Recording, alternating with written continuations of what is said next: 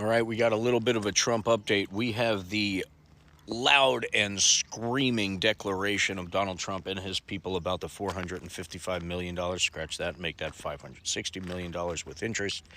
Bond that is due next week. He does not have the money. He went to 30 different places to get this loan, to get an surety bond, and no one will lend him money. So that brings me to one simple piece of logic here.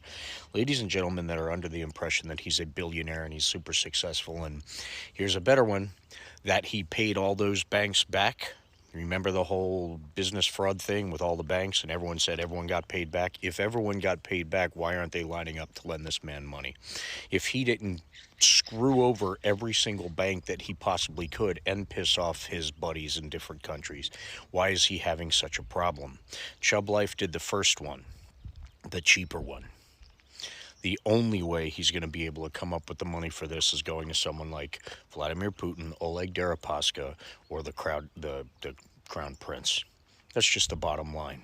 If he is such a successful billionaire, number two, why the hell does he have to keep asking everybody for money? When are people going to look at this big situation and go, maybe he's not who we think he is? When is it going to hit you? How long is it going to take for all of this to finally register? And then maybe, just maybe, you'll recognize how gullible you've been. He's a fake. Everything about his life, his existence, his businesses is a show. It is a Trump show. It is the Trump infomercial.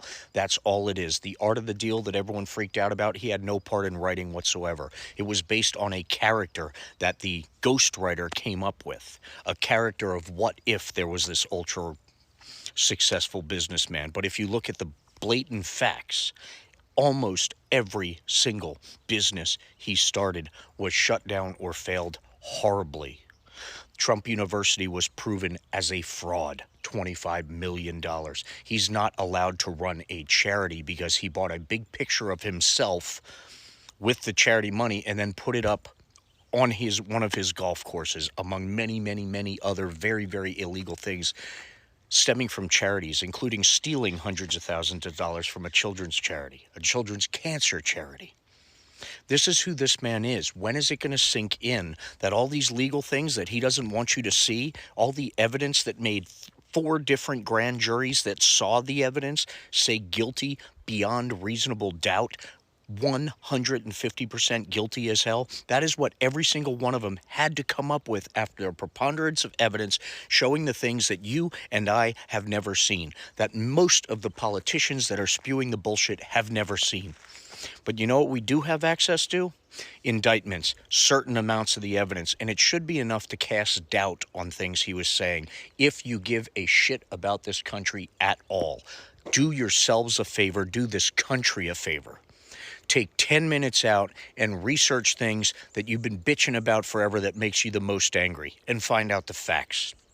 And if you really believe that the reason you should back this man is because he's just like you and he's a successful businessman that built all this stuff with $1 million loan from his dad, if you're in that tight of a bubble, you may be hopeless.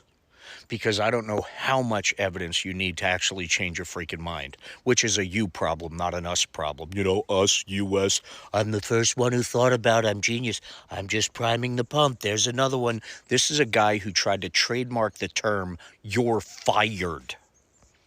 He tried to trademark it like he invented it.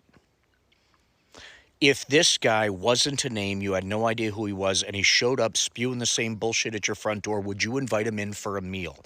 Would you sit him down next to your daughters?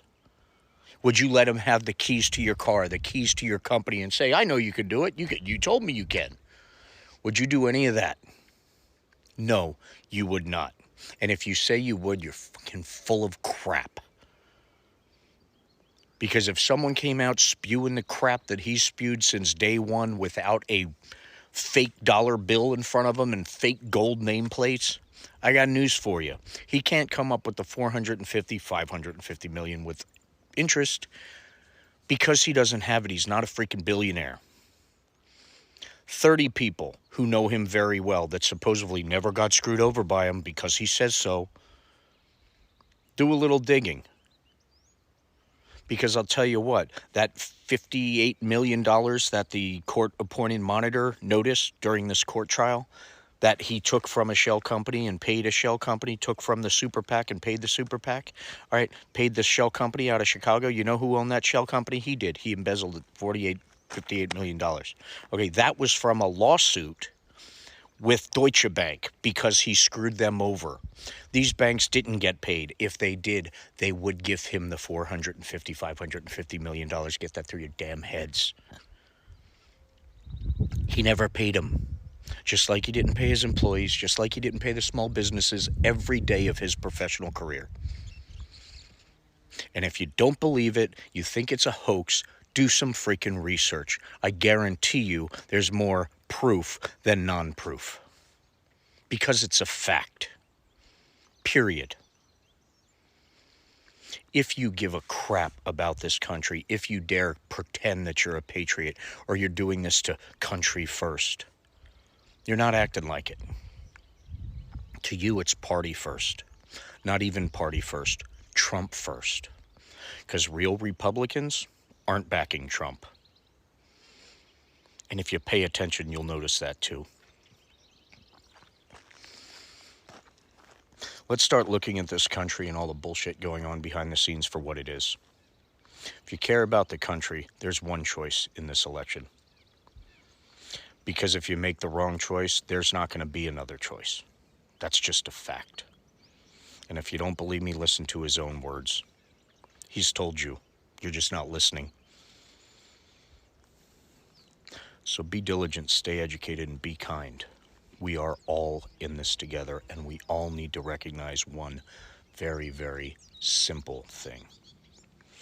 If our true intention is to put America first, if our true intention is to protect our democracy for our children and protect freedoms that we pretend to fight for so much, we need to start actually doing just that.